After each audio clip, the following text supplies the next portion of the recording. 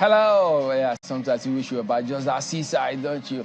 Well, good morning, everybody, and welcome to Sunrise Daily. This Thursday morning, it's 25 degrees centigrade here in Abuja. It's been pretty humid these days, and today is about 90% at the moment, and so later in the day, it will be a lot humid, so you just stay hydrated as much as you can. All the same, you should enjoy your day as we intend to hear today. That is the beautiful Jabi Lake, by the way, Chamberlain. It's not a seaside, it's a lake. A lake that actually needs a lot of work. A lake is water. Sea, lake, water. Point is water. But this particular lake, the FCT authorities are here, it needs a lot of work. There's a lot of cleaning that has to happen around this Jabi Lake. It has a lovely park where you can take your dog, you can walk. A lot of people are working out there right now. They're jogging around this lake. So a lot of cleanup has to happen around this lake. But yes, beautiful Jabi Lake there in Abuja. Good morning, welcome to Sunrise Daily. I'm Kayla Magwa. Well, Chamberlain, when you talk about going by the seaside, maybe we take Sunrise Daily seaside one of these days. What do you think? But this is definitely a sight to behold. Good morning and welcome. This is Lagos. I was going to take you somewhere, but hey, for now, maybe not. Okay, yes, this is mile 12. Inward or outward Badagry, that is, beg your pardon, that's mile 2. Oh, gosh. So mile 12 is so close. Maybe that's why I'm sorry. Mile 2 in Lagos leads to Orile, leads to Oshodi, leads to Badagry, not too far from Festac Town in the city of Lagos. And look at that road. Road and rail transportation right there is what you can see. Do you even know the reason it's called mile 2? Don't ask me yet. Well, maybe you want to Google it. I don't know. Good morning and welcome. This is Lagos. It's Sunrise Daily. I'm Ayo Makinde. And just to quickly bring to you that business headline this morning, what exactly will we be talking about? Not just about the city of Lagos, about the entirety of Nigeria. Opportunities for fintechs amidst economic headwinds. That's what Business Morning at 10 o'clock is going to be about. Chamberlain.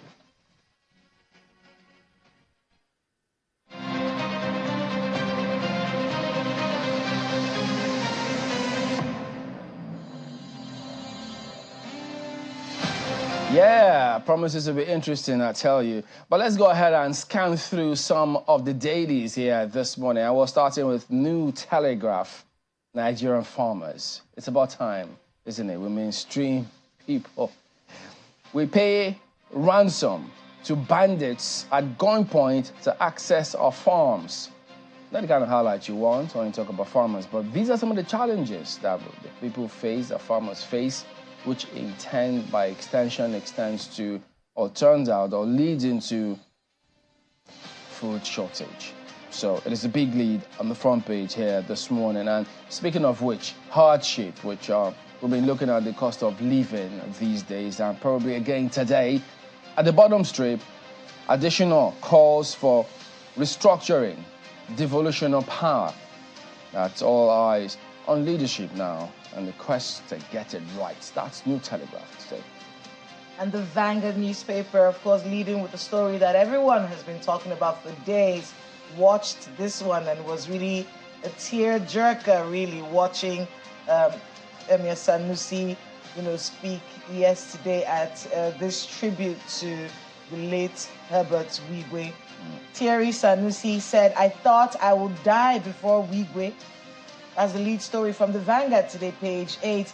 We carried that whole story live, the entire thing live, and watching everyone pay tribute to a man who has touched so many lives and his tragic death, making everyone wonder why. But the lead story there from the Vanguard newspaper. Morning from page 8, by the way. Thierry Sanusi, "I thought I would die before Wigwe." And we're seeing other stories, of course, from the Vanguard, but that is what we're leading with. Ayo, what do you have for us? Well, I have the Guardian newspaper this morning, Kayla. The Guardian newspaper is leading with something that was spitted in one of our conversations earlier on in the week, or maybe even last week. Deaths, unaccountable security votes, may hobble state police plan. What does that mean? You find the details on page 6. We're talking about security votes. We had a guest here who told us that the state governors get something in the region of billions for security votes. And guess what? No one accounts for it because it goes straight to answer to some things. Whatever that means, maybe that is part of the conversation you'll find on the front page of The Guardian. The story is on page 6, by the way. That's the lead story of The Guardian newspaper this morning. Wow. Well, go ahead and have a look at this Nigeria this morning. Buhari's 8 years of printing money causing hyperinflation. That's a direct quote. And then at the bottom strip there, you get to see Finance Minister. Printing of Naira in trillions was just carried out without matching it with productivity. Wow. Just wow. That's this Nigeria, though. And that's a conversation that I think we're going to be having later on. It's a very distressing story there, coming from the lips of the Finance Minister. All right, let's move on now to Daily Trust this morning. The United Nations confirms over 200 women and IDPs abducted in Borno. Families are asking the federal government and the National Assembly to rescue their loved ones, while terrorists burn IDP houses at Dikwa. This prolonged warfare. More on it from page 4 of the Daily Trust newspaper. Not something you want to wake up to, as we'd always say. The Nigerian Observer this morning is talking about some opportunities. Look at it. IMF, others endorse Agric Drive as AFDB commits $134 million to Nigeria.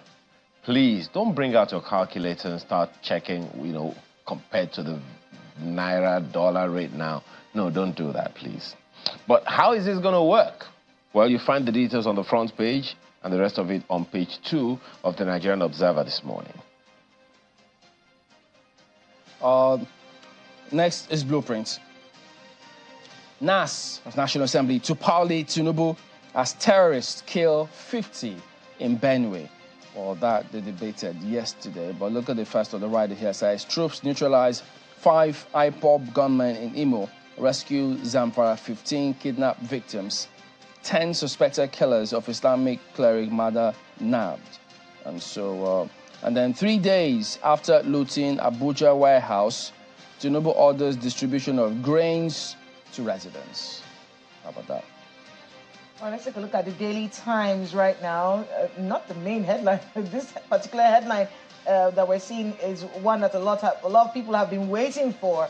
But I'll start with the main headline, by the way. The Senate reps to confer with Tinubu as killings escalate in Benue, Katsina, and others. More on that from page 5 of the Daily Times. More death and destruction. But this headline here from the FCT, Wike to ban open grazing in the FCT. He says it's a delicate matter and, it's one that needs a lot of, sensitivity, in dealing with. But it has been said Wike is going to be banning open grazing in the FCT. We'll watch and see how that works out. It has been an embarrassing situation watching cows all over the place, walking into places that are secure national locations, and of course just constituting a nuisance on highways. But he says he's going to be doing something about that. More on that story from the Daily Times this morning. Newspaper leads with this one: Tinubu to Nigerians. Time will define our tough decisions. That story is on page 4. You can hear some Nigerians say, we don't have time, Mr. President. But hey, check whether it's contained on page 4 of the Leadership newspaper this morning. Extols Awolowo's leadership qualities, signs executive orders on oil, gas reforms. Details on the inside pages of the Leadership newspaper this morning. Daily Independent, speaking about rising insecurity, security architecture has failed despite enough appropriations, and this is ascribed to Senate. Plans meeting President Tinubu, so also highlighted. But at the bottom strip, additional mixed case for Nigeria's restructuring welfarist policies. That's what you see on the front page here today. From the Nigeria Tribune, more from Mr. Adishina. Africa turns out for Adishina's Awolowo Leadership Prize. More on that on pages 7 and 8 of the Nigerian Tribune this morning. Segue into my take this morning, Chamberlain and Kayla. I'm excited by what I see on the front page of the Guardian newspaper this morning, and that's where right under that graphic on the front page where it says Nigeria's survival depends on food, health, housing agenda across states, says Additional. And you know, I was having a conversation with another friend earlier today about some issues, and I say that every organization, as is every nation, like a body, if there is no partnership, if there is no collaboration, we will not be able to make the kind of progress that we want to make. We have to collaborate, we have to communicate, we have to commit. For instance, so when the president of the AFDB is saying our survival depends on food, on health, and on housing, then there has to be some collaboration. Food, health, housing. And these are the areas that we have tremendous gaps. So who is doing what with it? I'm glad that the three of them are in the residual list, you know, is it a concurrent list or whatever. The states can intervene as well. So who is going to do anything about these things now? He's not even talking about security. He is saying, from what I hear, that if we talk about food, if we take care of food, take care of health, take care of housing, we have taken care of a number of other things. Now that is one amazing way to go. I don't know what you guys think, Chamberlain and Kayla. Well, I think it's part of what we'll be looking at as we progress here today. So we'll let our guests come in a moment and then just take us through some of these things, because, I mean, yesterday you saw several eminent personalities gather, and then you look into that place and you just ask yourself, wow, if only, yeah, we're filling the gaps. But we'll look at that in just a moment. So, and by the way, you can also talk to us about whatever you think you might have gotten up to hear. For instance, you send us a mail. You see the email across the ticker right there. We will be back in just a moment. Stay on with us.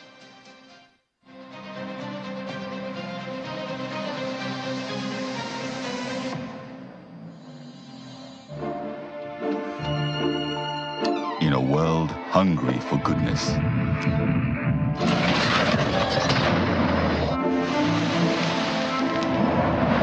with a splash of golden terra oil, a mom can transform a frown into a smile, make a lunch hour a happy hour. Change no thanks into yes please. Provide care when our nearest and dearest needs it most.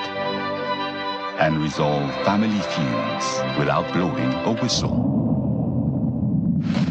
Providing tasty, nourishing family meals is all that matters. The world needs moms, because where there are moms, there is hope, happiness, and love. Golden Terra Oil, for pure love.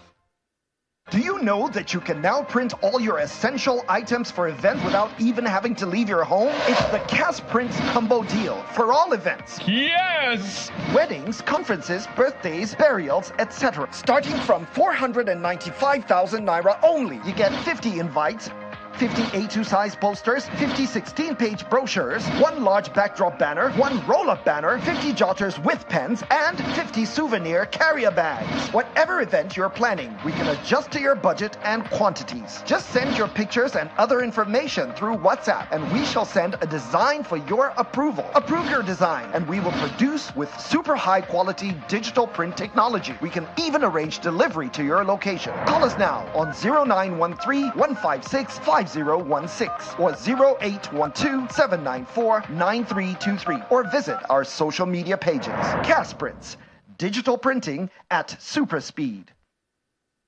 In this era of recovery, ability to engage virtual stakeholders successfully could be a veritable source of sustainable competitive advantage. Embark on a transformative journey with Texam's Effective Leadership in a Distributed World program. Join us from 9th to 23rd March 2024 for a dynamic 3-week online experience and a 3-day face-to-face session in the UK.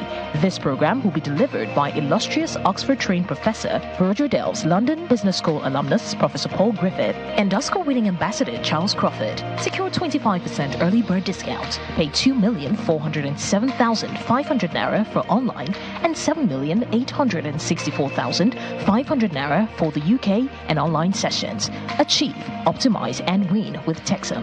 For more information, email exec@texam.co.uk or call +44 7425 883791. Texam. Insights that inspire. Actions that change the world. What are the challenges that needs to be surmounted? And then the kind of leadership that needs to be prepared to do that. I think today the challenges are, pretty much quite difficult challenges. You have big macroeconomic issues that one has to tackle. You have fiscal challenges that countries are going through because of the issue of COVID, which put economics back and fiscal space got contracted. You still have challenges in terms of access to health, big challenges in terms of youth unemployment, which is very, very high that we have. Now you have other challenges in terms of security, they're all different challenges that we have today. But leaders, good leaders should not be really disturbed by challenges. I think the job of a leader is to assess them, is to be prepared for them, but it's to be relentless in solving them. So I think the principles are the things that I can garner, from Papa Boloro and other leaders, is that the ability to stay focused, ability to put people at the center of public policy, ability to be impatient with underdevelopment, the ability to make sure that whatever we do, we constantly improving the lives and quality of life of our people. I always say that, for me, the thing that I always say is that poverty should not be a comparative advantage, neither of Nigeria, nor even be a comparative advantage of Africa. So I think leadership is not so much sometimes about your head, because you use your head to think, but good leaders must lead always from their heart, which is always putting people first. And that is what I think that we need to make that kind of a shift, that it's not about you. A leader is an instrument for change. It's about the people the leader is supposed to serve. So the big question is anything going to change in our behavior? Whose behavior now? The behavior of the leaders in the country and the behavior of citizens.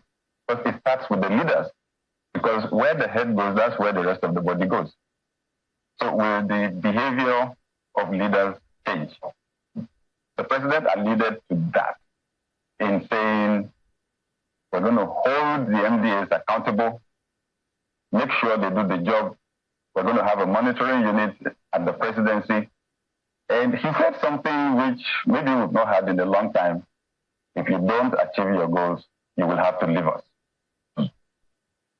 So that is a new leadership habit. At the end of the year, we need to hold him up to it. Will we fire anybody? Right? Will we get an account of what's been done? Because one of the challenges with our leadership culture is that lack of accountability. Remember again, even though we're practicing a democracy, our traditional leadership culture is monarchical in structure, right? So we even still have our traditional leadership. We still have our kings. And I come from the Yoruba culture, and the word we use for our king is kabiyosi. Kabiyosi means you can't be queried. You're not accountable to anybody. Whatever you do is your business. And you will find out, both for the leaders and the citizens, that's where we still are.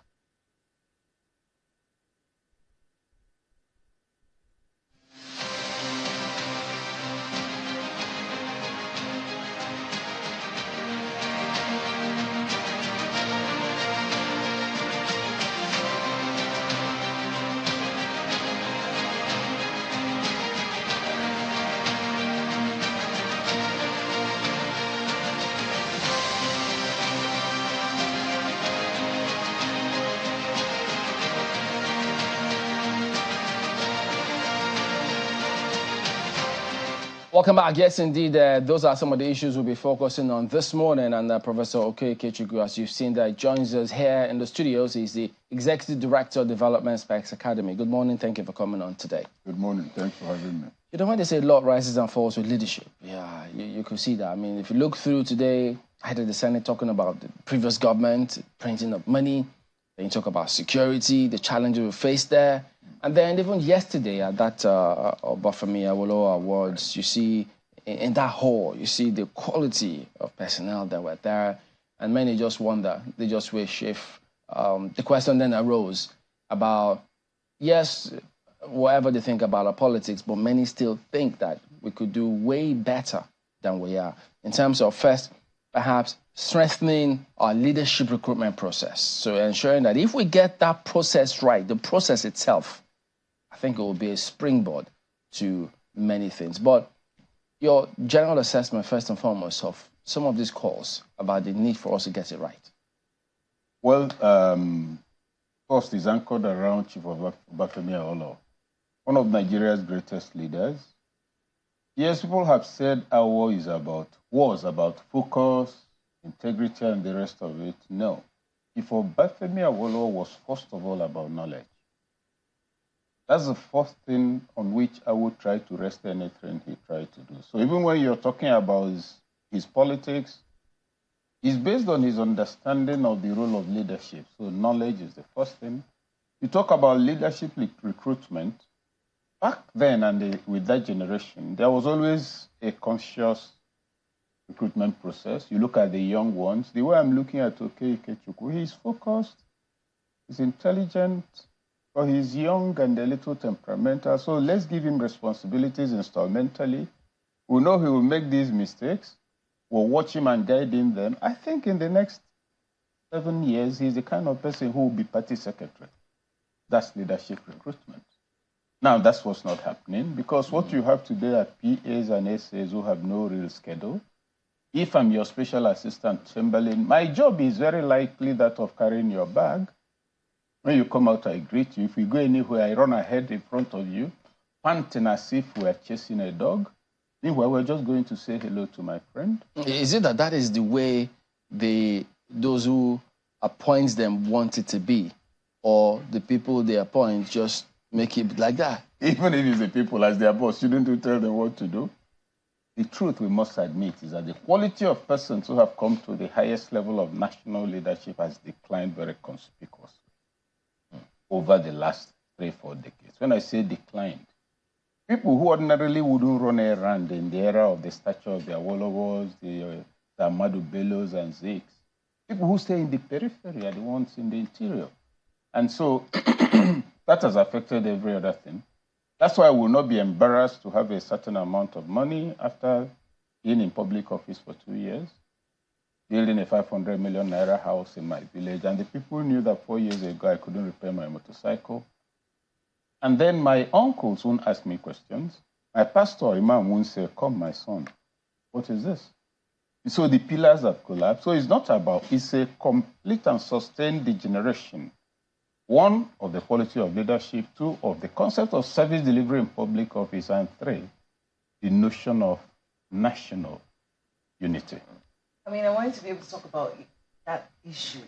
Is this you really hit the nail on the head, you know, because this is something that we've seen happen over the years, and it became acceptable, this degeneration in the thought processes of people who are in power, even the thought process of people in Nigeria. What can be done to change this orientation? That whole concept of essays, carrying bags and running and panting, meanwhile, it's a normal thing. We've seen more embarrassing situations. The one that many Nigerians will talk about right now, you will travel with a group of people. They will come down from the airplane and all stand in line to welcome you. Yes. And you were on the plane with them. It's one of the strangest things I've ever seen. How do we get Nigerians to think differently and change this mindset and be able to focus on accountability on the part of our leaders? You see, everybody must begin where he is. You know, usually when we talk about change, we expect some radical transformation at the superstructural level. First, everybody start where you are. But those in leadership must set the right paradigms. If you recall, there was this trip the president made to Lagos. I think his convoy was nearly 300 kilometers. People reacted. In less than 1 week, there was a pronouncement. Now, that kind of thing is reassuring, if you ask me. And he now said, okay, no minister will travel with this number.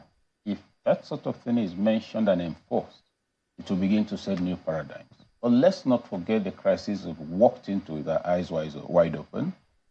In the last 20 years of democracy, we've seen initially one of the greatest shocks some of us had in 2002 was when a governor appointed 800 special assistants.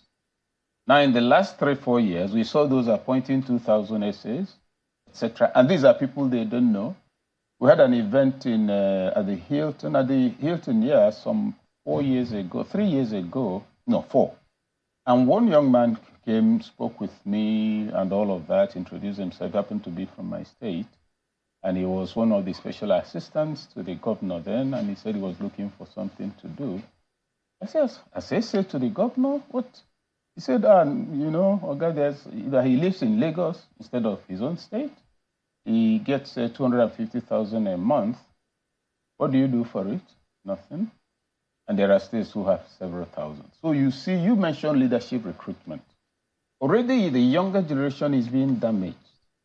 Because as you've made them essay, they are hoping and waiting for you to get them to become head of a parastatal. You don't understand the concept of service delivery. They understand privilege. They understand money without working for it. They understand income without sweat. And so you see the extent of the damage. But it must begin somewhere. When we adopt a fundamentally lamentational approach to our national crisis, we pretend that it fell from the sky. It didn't. People must, at their own individual level, also know that their local government chairman is answerable to them. Who is bothered? What was the budget? Which state was it? Kaduna, I think, announced, was it yesterday or the day before yesterday? 10 billion to be shared among the local governments. Now divide that into the number of local governments in Kaduna State. I hope I'm correct. It's going.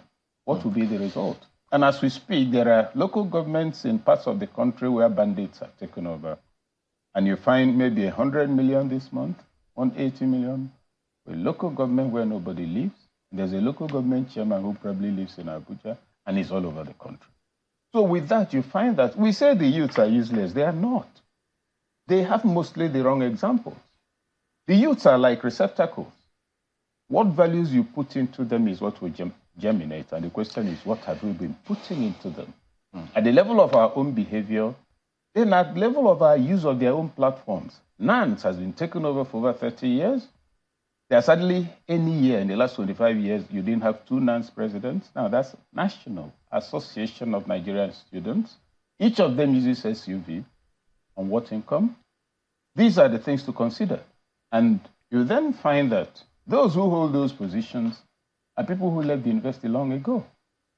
In one instance, he was a lawyer of 43 years. And they say masquerade as NANS executive. Contestant. In one instance where myself and some friends tried to intervene, there were so many struggling.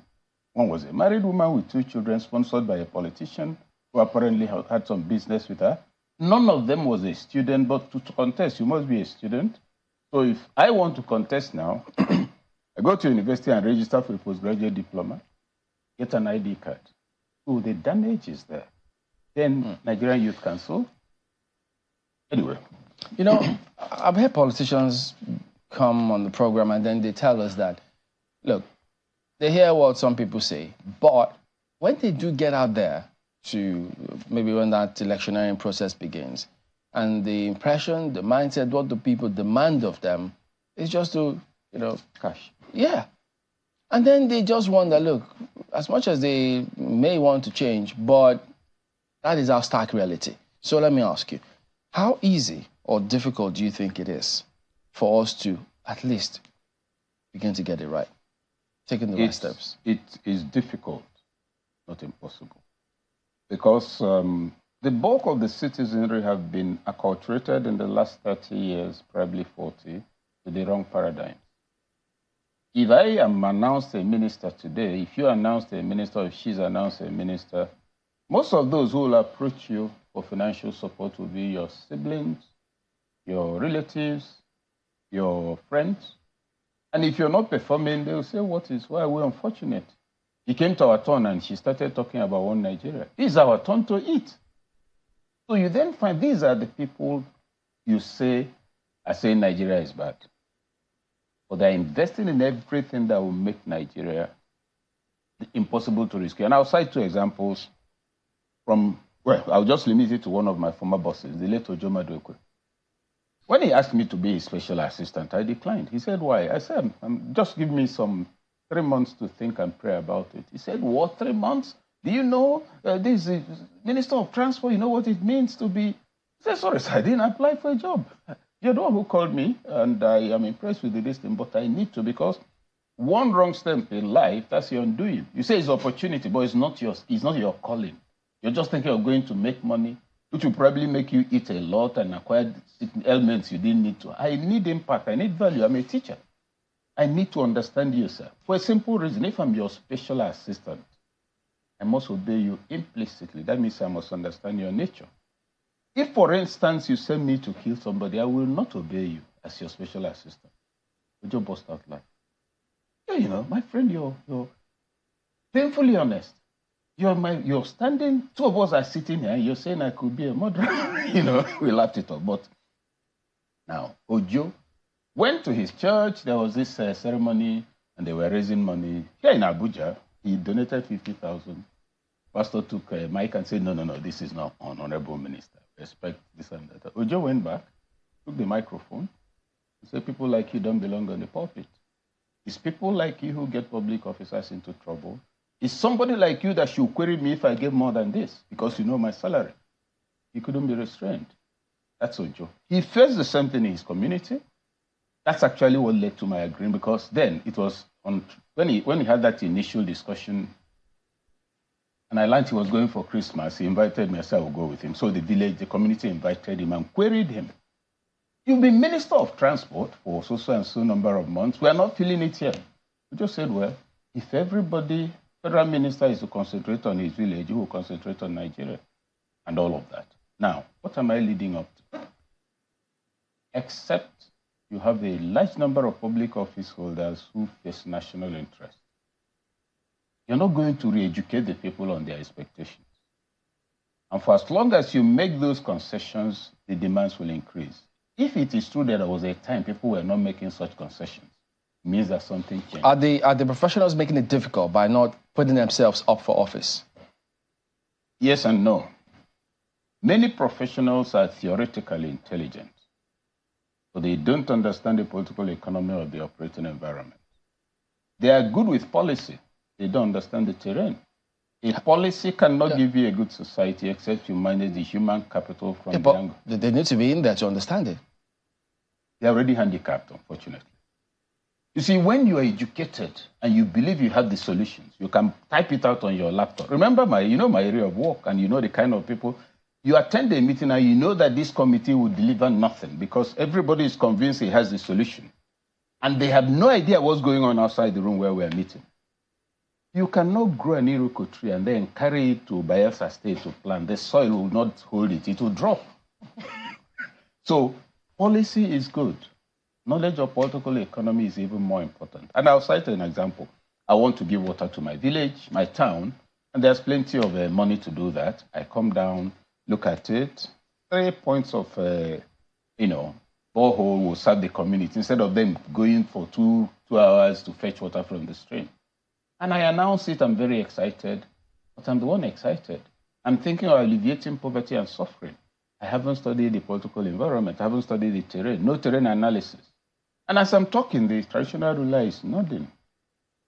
And after I leave, all these boys who just come from Abuja and Lagos, Unknown to me, there are 3 people who sell water using tankers in the village, and they make a return of 150,000 to him every week.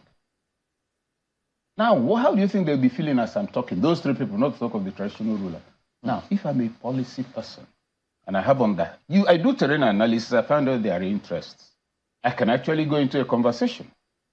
Oga, this is what I want to do. I know this is where you people sell, and my plan is to do 3 to reduce this thing. So that's shutting down your business. So let's talk. because I don't want our people to continue to suffer. You go to the traditional ruler. Now, if you don't have capacity for this kind of legwork, Timberland, stay away from politics.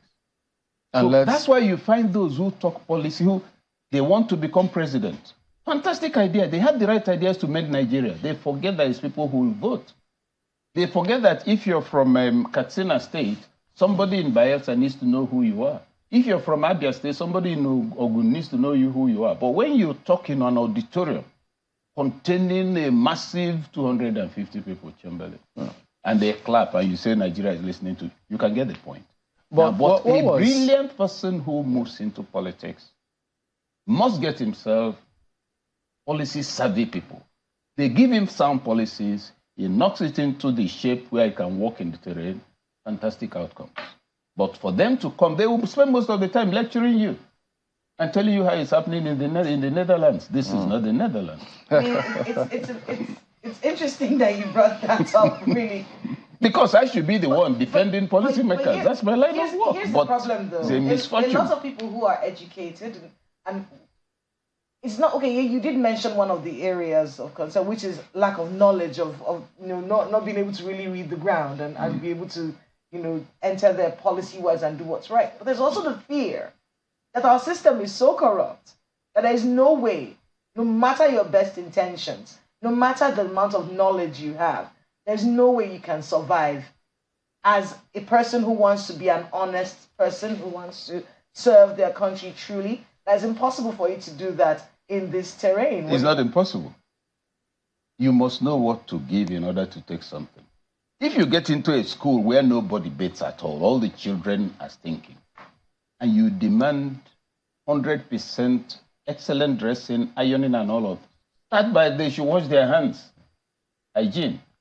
And they've been trekking, wash your hands, wash your feet, and clean your mouth. Basic. Then you move on to shirts. You see, if you don't have patience for leadership, you want to do something and shine. First 100 days in office, you tarred roads and all that. Don't insult us. That's not development, that's infrastructure. The quality of the human person is what defines the state. So it's not impossible. This can be done. I'll cite two examples. One was, when Peter was governor, there was this, we were 1 a.m. He said, okay, come and see how much I've saved today. Because when he gets a file, he will check the unit cost, check the total. So check the unit cost. If it's too high, he will call people in the market. So they realize that they will give him the correct unit cost, knowing he verifies, and then give a wrong total. He will also check that. After calculating, maybe you put about 14.7 million, he finds out it's 9.3. He will write 9.3, approved. He say, look, why don't you disincentivize this thing? Some of them can be arrested. He said, no. See, if you want to sleep and there are too many rats in your house, it's the fish they want. Don't use a wooden basket, use the metal thing. Once you're sure they won't take your fish, sleep. So a leader must have the capacity to take the appropriate measures. You can never have even 80% compliance. Not in the US, not anywhere on earth. But it's for the system to be able to function despite the human frailties you have around it. It's doable. There are good examples at the moment, one of which we highlighted last time, Professor Batanaji's geometric power.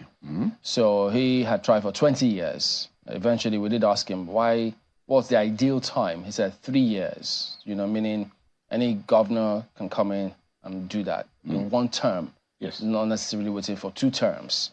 So how do we leverage or somewhat mainstream those kinds of achievements and ensure that people like that, because he could have given up. He had opportunity. But see, 20 years, that's enough for anybody. So it is resilience. That's again the quality of leadership I will have. Those older men know that when the environment is not mature, you don't give up and then go around as a motivational speaker, telling people, oh, they are not listening to us. Please go and sit down. There are a lot of other people who can be listened to. Develop the capacity to engage. Don't go around moaning and telling us about policies. Look at how you're treating those who are working with you. If that were to be Nigeria, will those people say they're happy if you ask them honestly behind your back? So Batanaji is a good example. That Conde. What he did in 4 years, I don't know any governor who did it in 8 years. And I understand he operated from his own house. That's it. The funds were... State funds. He built schools. Things for which there weren't enough money, but there was a population. He built it. He didn't have wall. I taught him one of them in But it doesn't seem to appeal to a lot of people, even though they claim that, yeah, we stick with his ideals. But he doesn't seem to. No. So a lot of people that doesn't appeal to some politicians. They just, paper over cracks. You see, there is no reason why you should appeal to them. You have a man who spends very little money to achieve big results. He's a bad example when you want to steal. That's why a governor, will build brand new schools and commission it at 4.2 billion investment in education. That's infrastructure. You didn't employ any new teachers. You didn't provide teaching aids. Your enrollment for WAEC is less than 300. I didn't say 3,000 in a state. And you've blown, so that kind of thing. So, yes, the Jacondes may not appeal among many others, but the point to note is that we need a progressive rebirth of the culture of leadership if we're going to rescue Nigeria.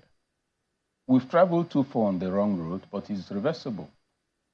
If there's leadership that says, no, I won't take this, that's what will happen.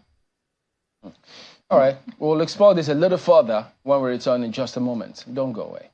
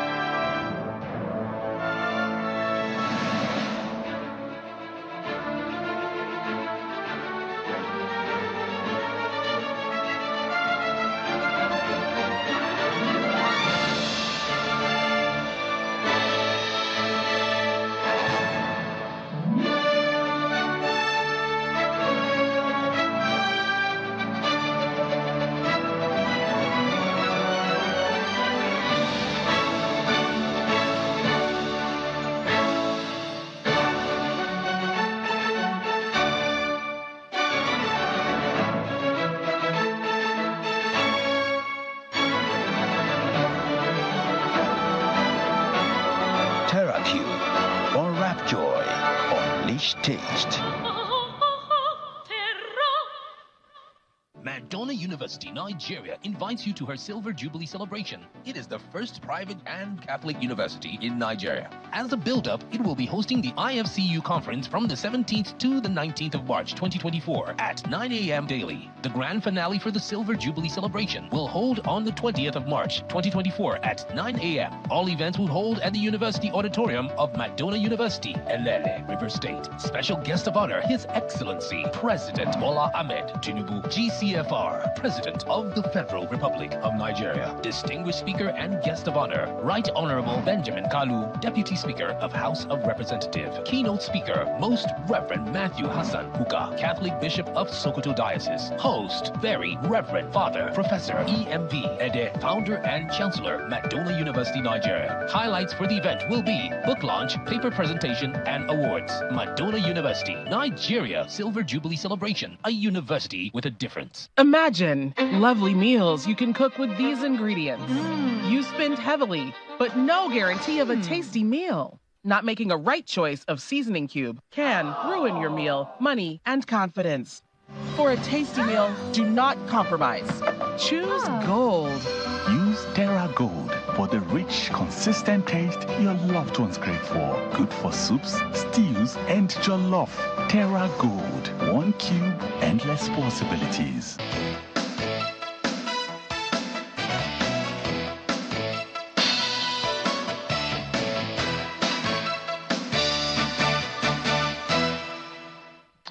Thank you so much for staying with us. Prof, it's good to see you again. One of the things that naturally came to me from some of the issues that you raised is that of political rhetorics. You know, it's so easy for people to go with whatever they hear any politicians or any leaders say, particularly those in the opposition to any government. Even this government, when it was in opposition, all kinds of rhetorics that more or less riled people against the government of the day. And part of that, a number of people would say, is responsible for the diminished level of trust in government at both the federal and state levels. So How should people react to political rhetorics, particularly those that are squarely focused at demarketing whichever government is in power, be it at the federal or state levels? How do people sift between politics and knowledge that they need to make informed decisions? The average person to sift, because he gets his information from gossip mostly and from did you hear? So at that platform, at that level, there's very little anybody can do. But you see, you also have what you call information power centers. If government communication is focused and consistent, as you are aware, the Federal Ministry of Information has offices across all the local governments. And back in those days, information dissemination about government activities emanated from those platforms. If that is happening, what you will then find is those who are saying, oh, government said this, I don't believe, I don't know. But when government communication is not doing that well, then that's what happens. Now, concerning the opposition or those trying to demarket the government, in this matter of political communication, jobs are created. The business of the opposition is not to make the government it wants to replace look good. The APC did a fantastic job of opposition, totally demarketed the PDP, made it look ridiculous in every way, unfortunately without being sufficiently informed itself. So in the process of that opposition, he was making claims which anybody who understood elementary economics will know that they had no idea what they were talking about, $1 to 1 naira, etc. But the point to note is that they were effective. The question to then ask is the current opposition as effective? The answer is no. Whether you talk Labour Party or PDP, who are in the front row of the opposition, they are not as effective as one would have expected. There's nothing like the shadow cabinet from them. What you hear is press releases pointing out one thing or the other that's wrong with the policy of government. None of them seems to realize that they ought to hold quarterly rallies to create a cohesion among themselves. If you take, for instance, if you look at the PDP, for instance, there's a disposition towards who should we exclude. These are the same people still active. If you look at the age bracket, that will worry you. You look at Labour Party nearly got the presidency based on reputation of one individual and not the party itself. Is that party building itself today? My perception is that the answer is no. Obedience being woven into a cohesive group with a central message, the answer is no. They believe in one Nigeria correctly. They believe Peter Obi would have made a fantastic president. I share that view. But are they preparing for the environment in which they are, which means that you must have somebody in every polling booth to represent you? The answer is no. Are they raising money to create? So, looking at all, it's nice to speak in the media, but you must ask yourself, the media you're using, what is this access? So first, there's fake news, no question about that, due to general misinformation. Then there's deliberate disinformation by those who want a particular point of view to go out. We can't cry about that. Now, imagine that the government is communicating and the opposition is communicating, all of them effectively. What will then be laid before the Nigerian citizen is alternative points of view to evaluate and decide which one to accept. But when that communication, for instance, is not as clear, I think back to, I was a boy, yes? Mbakwe was governor of Imo State, the old Imo State. Collins Obi lost to him, and practically every night on the TV, because one TV belonged to, I think, Abba, or where it was government TV, the opposition had Abba. Every night there's this address telling us how terrible the government, it gets wearying, it's tiring. Everything somebody is doing can't be bad just because you're not on his side. So there has to also be improvement in the quality of opposition communication. Their press releases are too long. They are saying practically, if you take all their releases and since Tinubu became president, you find that there's not less than 60% of what they said before being repeated. And you think by that thing, which nobody really reads, by such incestuous communication, that is addressing yourself as a target of your information output, you're going to become a new government. Incestuous, in the places where you are. My apologies. Yeah. Incestuous. I think unconsciously so. I think that is really what one of the things, one concern. It is one thing to demarcate the government. It's another thing for that image to spill and smear the country itself. Where can we, is there a balance?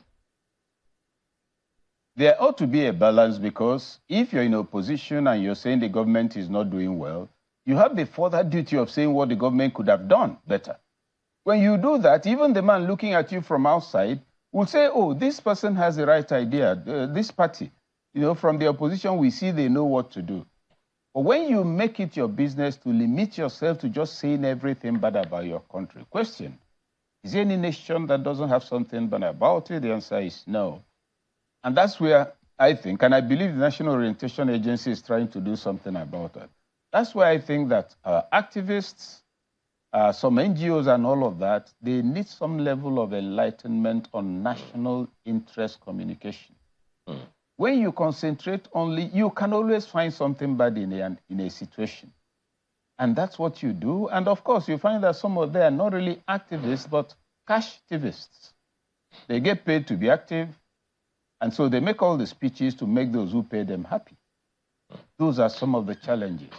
So when communication objective is unclear, what happens is that you keep talking to be heard without asking yourself because all those who talk so, give them any responsibility and see what they will make of it. How are they running their own organizations, even if it's made up of 15 people? So that government has also, any government, is not about Tinubu government, has to also know how to be bullish and aggressive in communication without being rude or impudent. Evidence-based counter communication would make all the difference. Absolutely.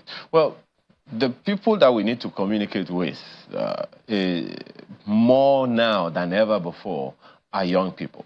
We had this interview with the president of the AFDB, who identified that not just in Nigeria, but in Africa, something in the region of 60–65%, if not more, are young people below the age of 35, he said. Now, if we bring that home to Nigeria, then we need to be more strategic in how we communicate with these people, because as you said, how many people even read press releases these days, even if it is online?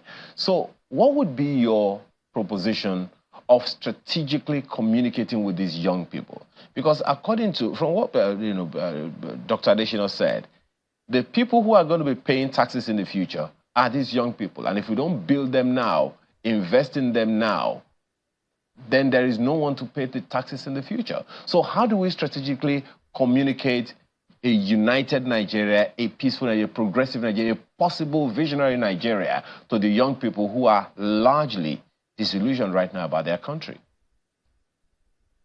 Yeah, my first take would be to say that the trend is global, actually. The bulk of the global population is young. The second thing is that if you want to communicate a good Nigeria, a better Nigeria patriotism, start by telling them the truth. Start by admitting that Nigeria is not looking too good right now. Start by pointing out that some of the activities of our leaders will make us less patriotic, beginning with our local government chairman. So your local government chairman got 150 million last month. Nothing happened. The month before, he got 161. Nothing happened. The one before, he got 98. Nothing happened. And you think your problem is coming from Abuja. So the young ones need to understand that the country is bad. Place the truth before them. Then also point out to them that they have also become victim of that, such that they're also more ready to go with somebody who is ready to give money than somebody who is not. The third thing is to ask yourself, what are the information centers patronized by the young people? If I go to Kano today and I want to talk to the people, market women, adults and all of that, and I get the mayor of Kano to agree to be in attendance in the town hall, just sitting down beside me, I've got 90% endorsement, because this stranger here, okay, Baba has come here, and he says, listen to this man. It's a power center. So the youths, they use the platforms, Instagram, all of that. On those platforms, there's no time for long speeches. I'm here to tell you this and that. At this juncture, I want to remind you that when the colonialists came, we know when they came. Tell us what you want to, preferably in very few sentences. My dear young people, all of you are angry. You have every reason to be angry. All of you are hungry. Yes, there's poverty in the land. But I tell you this, traditionally, hunger does not qualify everybody to eat. The person who works eats, but even work is difficult for you. So what do? Should we kill ourselves? I think you don't agree we should kill ourselves. There are some solutions I want us to think and talk about. You see, when you approach young people like that and you ask them for solutions, the first thing that happens is that their anger disappears because every one of them thinks he has a solution. As they talk, they find themselves retired by one another. Sobriety and humility comes. And then the next thing is they are now looking for a final solution, their ego. I work extensively with young people. I've done programs for state governments involving 5,000 and something youths for weeks. A young person believes he has the solution. But as long as he's not engaged, not frontal, he will not realize he needs to listen. Now you have fewer adults who know how to approach young people. That's part of the crisis. You also have fewer adults who, when they come to young people, think they need to hear anything from them. They just come there to tell them, give them lectures and tell them to be of good behavior. They don't understand their world. And so there's a permanent disconnect. Those platforms, I think this thing uses only 200 words, Twitter. Condense your message, put it out there, use the appropriate models, but more importantly, get them to meet. If there are diverse youth organizations and they have conversations, first they know each other, second they gain more knowledge. But when you call maybe, this group, you speak with them, they talk on TV, we are here, we are resolved to be patriotic young Nigerians, we are going to... Who are they in control of? Their membership is 201. So these silos, find their leaders. I've always said, has it occurred to anybody to have a conference of youth leaders? National youth leaders, not just youth leaders of political parties, youth leaders of town unions, youth leaders of religious organizations, and preferably none of them above the age of 35. Somebody older than me introduced himself as a youth leader of a political party. I didn't know what to say.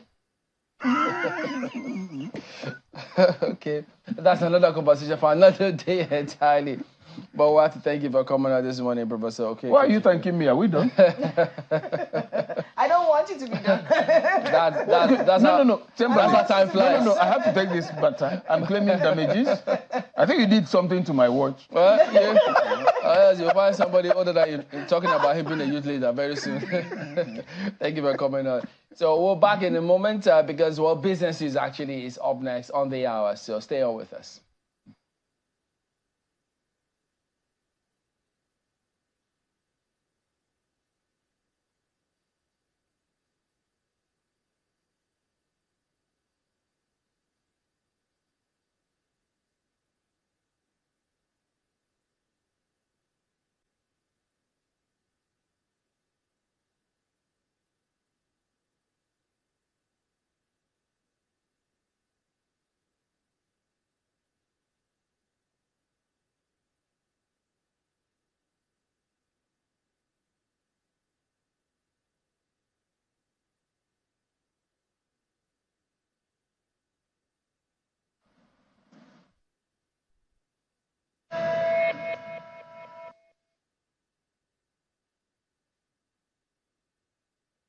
Well, thank you, Chamberlain. Good morning, good evening, wherever in the world you might be watching from. Well, this trading week is winding down. I will see the equities market right here in Nigeria. We've seen some positive moves so far for the few trading days we've had in March, and definitely might be setting the tone for the month of March, because we know the month of February was red for the local equities market. But let's get the top stories that set your agenda now. Starting with the oil market, we see oil prices were higher today after U.S. crude inventories rose less than expected last week, and fuel stocks, we saw large drawdowns there, with Brent crude futures reacting to that, up 0.13%, $83.05 a barrel. That's for the Brent grade there. Then we see the U.S. WTI crude, that's the one that we see the Dangote refinery is buying a lot of at this time, $79.21 a barrel, up 0.10%. But all in all, we'll see oil prices trading within a band right now. So definitely we'll be getting an outlook of where prices will still stay in this year, 2024.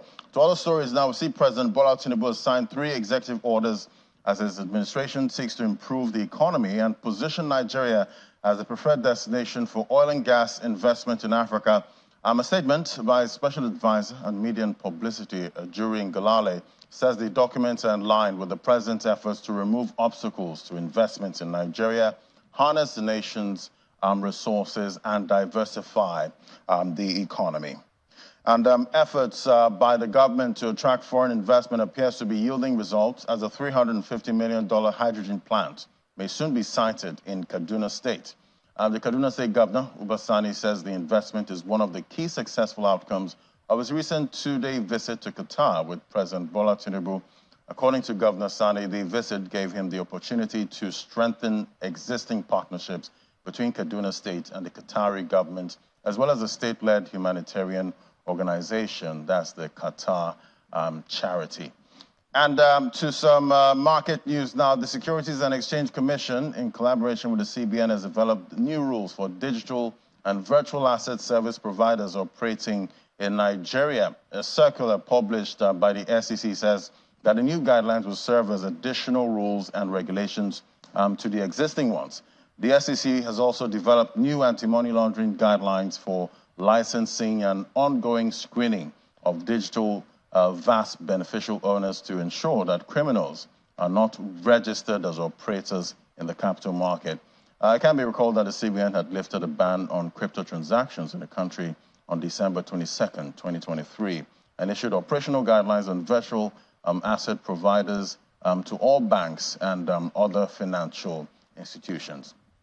And talking about virtual assets, we see Bitcoin started a decline from the new all-time high of about $69,218. That did not last at all. After touching that level, fell back right down. It crashed to about $59,150 before it trimmed losses, and it climbed back above the 65K level. That's talking about Bitcoin and most of the cryptocurrencies we track there. We see Bitcoin this morning, $66,000, about 0.43%. Ethereum holding up $3,796, up 0.82%. But we see the big mover this morning, that's BNB, $433, up 5.49%. So we're seeing some bullish sentiment returning to the crypto market at this time. But we'll get more details later on Business Incorporated.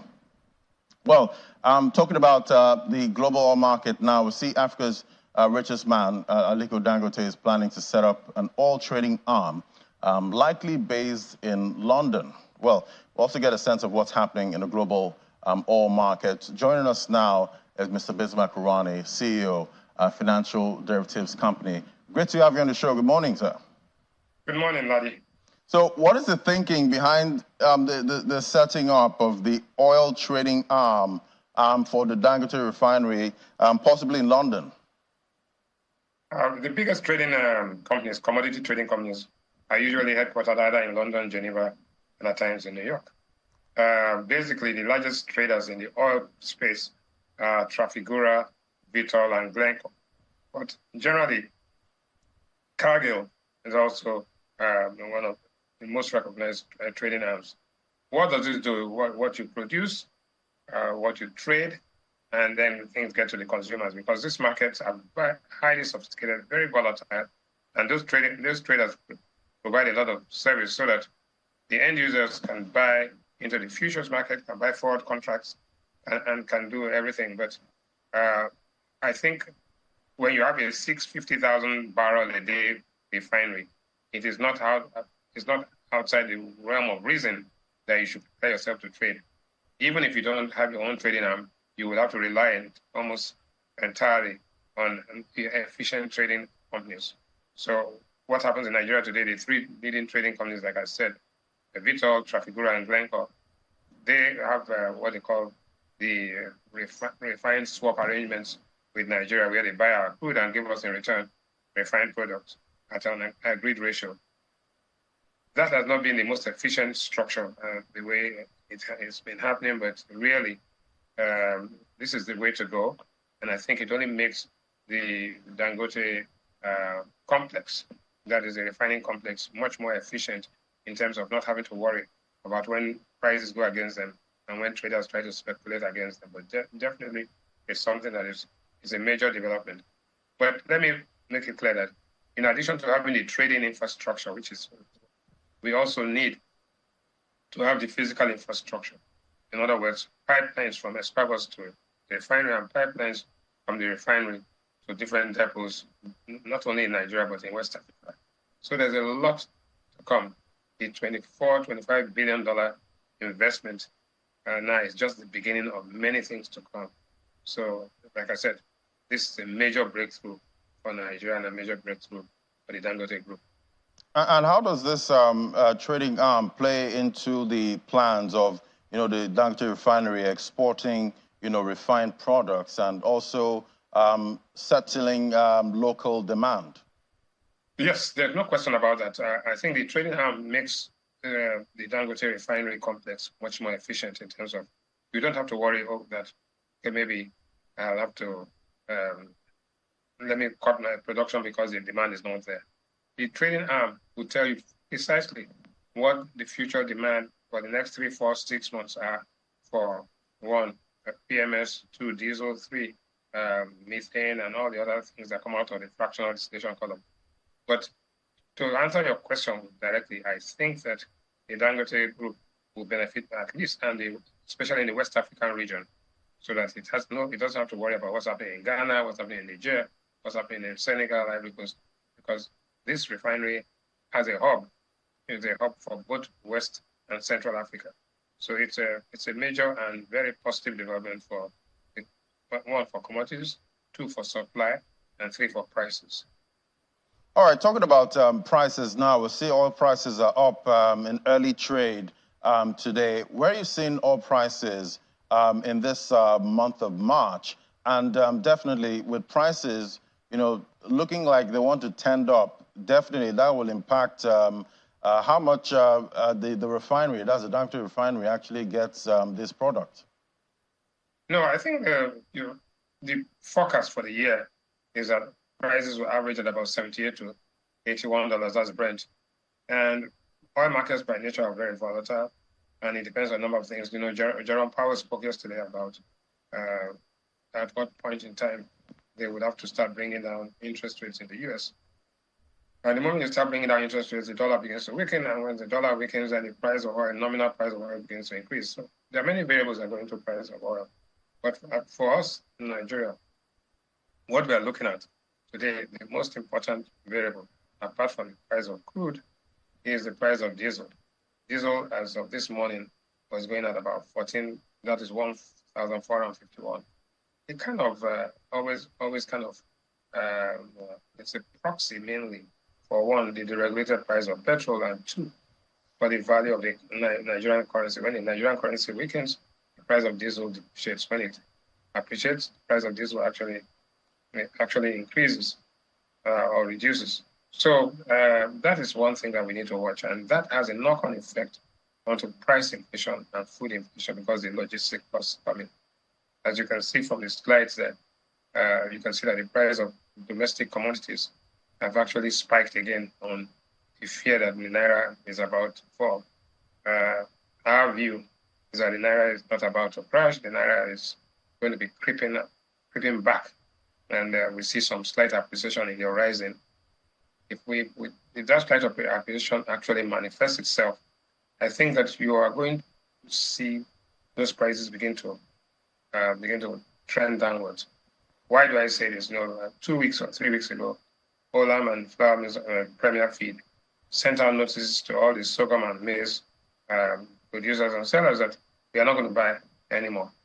And from that point, when they put out that resistance, we find that the price of maize and sorghum actually declined by as much as 20%. So we are getting to the point where there's psychological resistance, there's income resistance, and there's actually technical resistance in the market. But that doesn't mean that prices crash. It only means that the prices begin to move towards their equilibrium value. That's what we are saying. You did mention Jerome Powell earlier, and definitely we've seen, a lot of chatter about the U.S. Fed, cutting rates sometime, in 2024, even though investors globally don't really have a definite time, when that's going to happen. But if it does happen, does it mean that in 2024 we might see a weakness for the US dollar that's against a basket of other top currencies? Yes, I think clearly you have to understand something. Anytime, once it's 3 months to an election in the US, which is in November, the Fed it will be impossible for the Fed to make any move which will not be politically interpreted as politically motivated. Therefore, I know in the month of March there's not going to be a reduction, but we expect that in the month of May probably and June, we will see a reduction of maybe 25 basis points and another 25 basis points.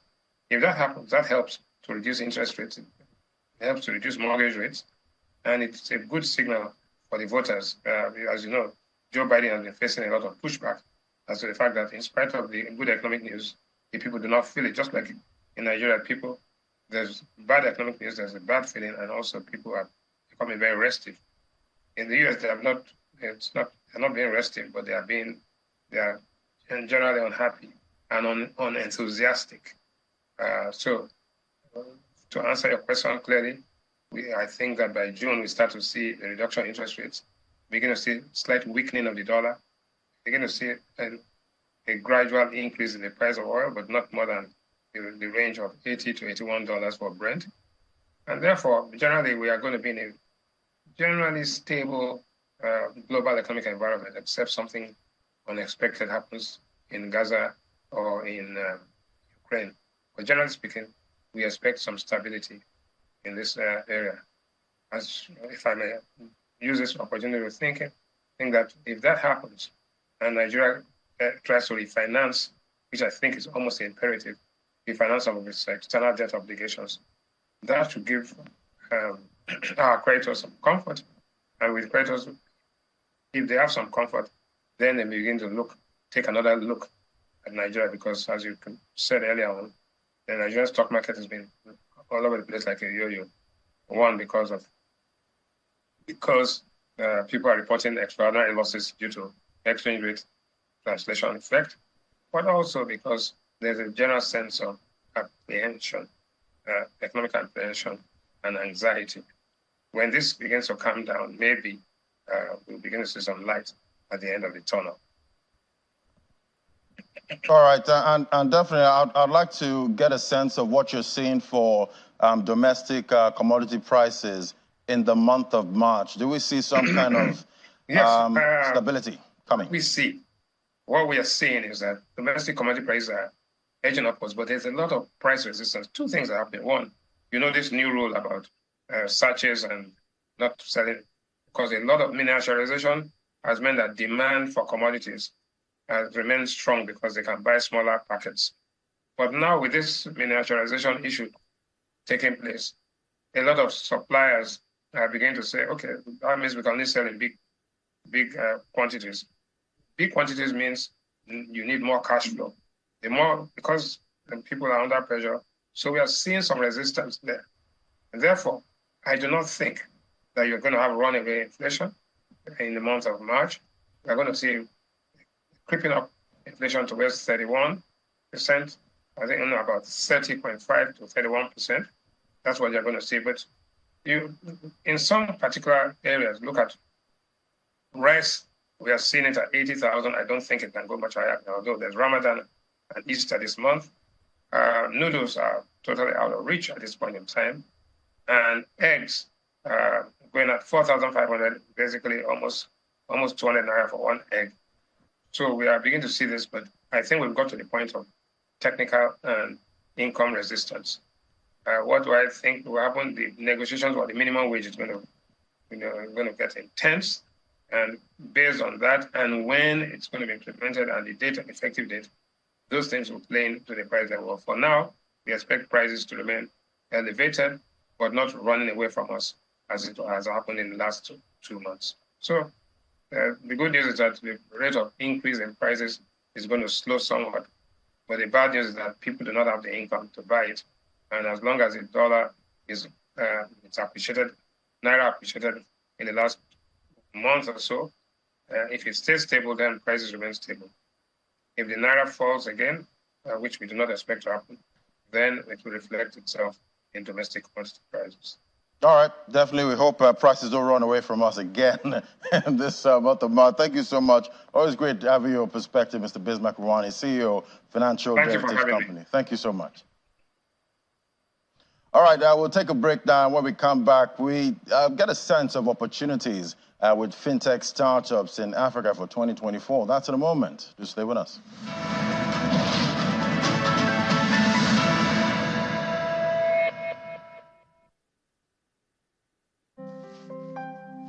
My kids are more than precious to me. Seeing them doing well and happy brings me so much joy. I know it's my responsibility to ensure they're well nourished. So I use Dangote salt in my cooking. It is high quality salt that's refined and iodized to give great taste to my meals and also support my family's health and well-being. And it's got a name that I trust. Dangote salt is refined and iodized to prevent iron deficiency disorders. So give your family meals that taste delicious and support their well-being with Dangote salt. It's time to care about your salt. Choose quality. Choose Dangote salt.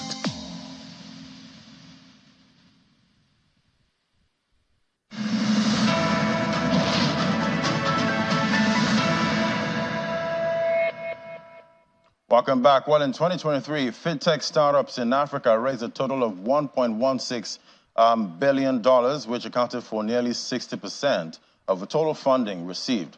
However, this value represents a 30% decline from last year's 2022 fintech funding, about $1.65 billion, which was a 30% decrease from 2021. So if you look at the Africa fintechs startup there, we see the change there down about 30%, $1.16 billion in 2023 from $1.65 billion in 2022. Let's look at the big four in Africa now. Talking about fintech startup, we see Egypt is topping for 2023, topped $541 million. That was raised by fintech startup. South Africa comes in second at $367.17 million. We see Kenya, $301 million was raised by Kenyan startups. Then Nigeria lags there for the top four in Africa, $243 million. But on the flip side, when we look at deals, we see Nigeria topping there for fintech deals in 2023, 60, and that's what we had for Nigeria, topping that counter. South Africa had 25, and we see Egypt there that topped for funding is last there when it comes to deals, 17. But with the value of deals we see there, these 17 deals were quite big. All right, let's take the conversation forward now. George Badijo Digbenga joins us now, CEO MIM Finance Company, joins us via Zoom. Great to have you on the show. Thank you. Good to be here. Good morning, Ladi. Fantastic. So we see funding into Africa has seen a decline from 2021. What do you think is responsible for this? Because we know the battle against inflation, most of the central bankers were raising rates from around that time. Yeah, the challenge, I think, is global. It's not just focused on Africa. I think we've seen a decline across the globe on the back of the pandemic and other challenges. And I'm hopeful, and I think we're all hopeful, that things will start to come up. As you've rightly identified, whilst the value that went into Nigeria was lower than some other African nations, we had more deals going on. So there is this challenge in terms of the availability of investment for other reasons that's got nothing to do with Africa. But it's still reflective that in Nigeria, we're still doing more deals than everywhere else. It's a large nation with loads of opportunity. And when things bounce back, I think we'll see those numbers we saw before. All right, with the merging of, FX markets in Nigeria, we've seen some companies declare large, FX losses, with most of the results we've seen so far. How the fintechs, that raised funds in dollars, how are they managing all of that, because at the end of the day, they had to earn, in the naira. Mm-hmm. Very, very challenging and very tough, I would say. And our business, M&M Finance, has been subject to those same challenges where we raise funds in FX, and as a result of the naira devaluation, when it's time to repatriate back to our investors, the currency is so weak that no matter how well your business has done, it's not a good investment for those bringing money in. So it's very, very tough, and there are different ways that we're all looking at to edge, and edging is also very challenging at this point in time due to the volatility. However, there are many other ways that we're looking at that perhaps would allow us to kind of carry on doing the good we do in the country.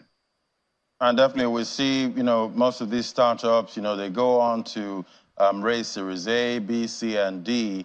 What are you seeing for startup funding in Nigeria for 2024 with what we've seen so far? Well, I think the opportunity is there. If you look at the so-called runaway inflation that is actually affecting a lot of people, we can but only rely on the likes of our kind of business and other fintechs that are pretty much striving, because they bring a solution that addresses perhaps inefficiency and accessibility challenges. And I think that is what investors will be looking at, opportunities to solve big problems. The inflation you see today, I'll give you a very good example. You can go to a shop today to go buy a TV, and the price is probably 200,000 naira. If you decide to save to buy that TV in 6 months' time, that TV could be costing 1 million naira. And I think this is where likes of M&M Finance comes in to kind of allow you to edge by providing you the funds you need now to buy the TV at a fixed price based on what you can afford, and you can then spread the repayments over a period of time. And I think this is where fintechs are now playing to kind of solve a lot of problems, and this is going to attract investment, whether it's Series A, B, or C, for those kind of business to grow. And definitely, it looks like it might even get tougher, to get funding for startup, because we know most of the time it's quite risky. But as a startup, in 2024, how do you make yourself attractive to investors? Well, firstly, you need to be able to create a solution that would give them confidence that they would get the return on investment. The FX challenge is really, really tough. And as I said, there are ways around it.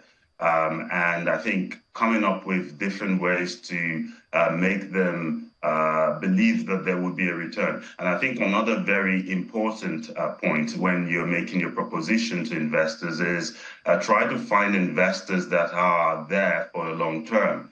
Investors that want to come in within a year, make their returns, isn't really going to work. But I think those with the long-term view that do have the greatness of Africa in their mind would definitely do well, but it would take time, because we need to kind of navigate through this turbulence time. And I think there is definitely light at the end of the tunnel, but it is a global crisis. That's another point to kind of make. And for emerging countries like Nigeria, it's even tougher on us. And, talking about the FX, at the end of the day, is it still wise to go and get funding, in foreign currencies? Is it better to start looking inward here and try to get your funding in naira, so that, whatever happens, even though you do business and earn in naira, you're still good? But we've seen the MPC raise rates by about 400 basis points here, and Egypt raised even bigger, about 600 basis points. So capital is looking quite expensive in Africa. It is, and looking for local funds is great, but country would not grow, an emerging country would not grow without foreign investors, right? Foreign companies and investors putting money in, and we just need to find a way to make the deal attractive. Of course, this FX challenge needs to be addressed, and we believe that the government is doing everything they can. I do not believe they're sat down doing nothing. This is a crisis. However, it's important that, yes, we find local funds, but also we find a better proposition for people to be able to invest in Nigeria. Very important. Very important. Definitely we'll be tracking to see how much investment we get in 2024. That's at the end of 2024. Thank you so much for coming on, George Badijo Madigbenga, CEO, MIM Finance Company. Thank you so much. Thank you for having me, Ladu. All right, we'll take a quick break now. When we come back, we head straight to the markets. Just stay with us.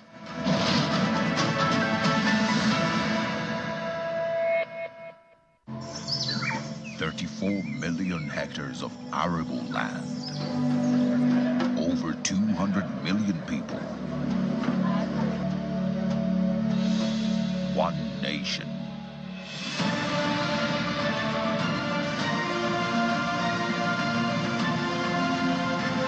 Home to Africa's fertilizer company.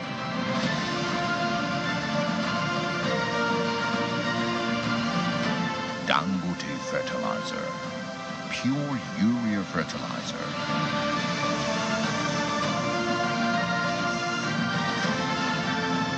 With one single-minded passion to feed Nigeria. Every bag is a potential, an aspiration to turn this green nation into the biggest food basket of Africa. Dangote Fertilizer.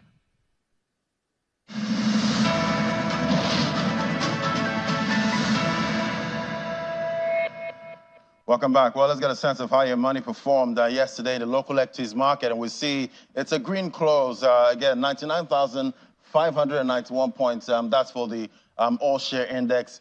Inching back to that 100,000 psychological level at this time. 0.40%. That was the close yesterday. Equity cap sitting at 56.31 trillion with an added 227 billion naira. Let's look at the trading, the sectors we track right now. We see just the banking counter there.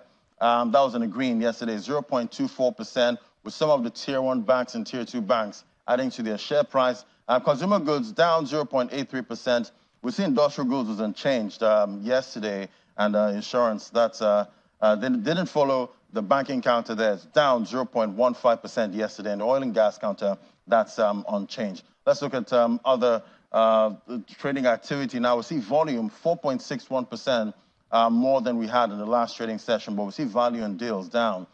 Deals almost getting to that 10,000 level, but had to close at 9,338. Let's look at the top trades now. We see Transcore. Yeah, Transcore again, topping the trades by volume, 67.34 million units of stocks traded yesterday. FBNH, that's every minute 47.69 million, and GTCO, financial services, 37.47. That's the trade we had for GTCO. Let's look at the fixed income market now. We see the from FMDQ Security, we see the bond trades there. The 2042 January, that's had about 4 deals at 6 billion naira. Then for the 2028 February, we see 6 deals. That's the highest deals we had right there. But the total number of deals, 23.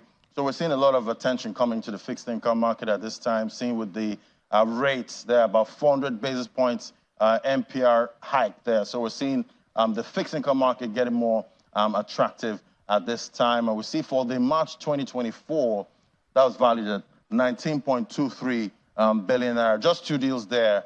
That's for the almost security. So definitely looking out for how the local equities market closes today. Maybe we might have a positive week. That's by the last trading session tomorrow. So that's how it's looking right here in Lagos, Nigeria, talking about the markets and business so far. So now I'm going to hand things over to the Sunrise Daily team. Thank you so much.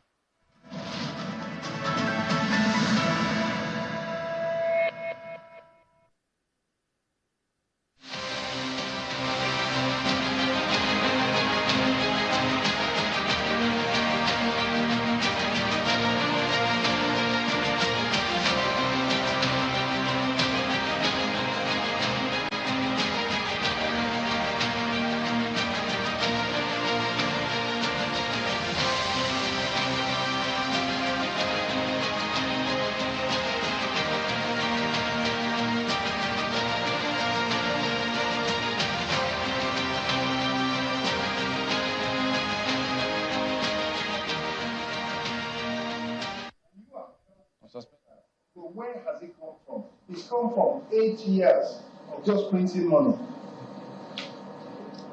And the issue is that that money was not matched by productivity. It's not like when you earn dollars and you bring the naira alongside it, although there's even a better way than that. But that's still not as bad. It's not as if the money is matched by productivity, increase in output. It is not.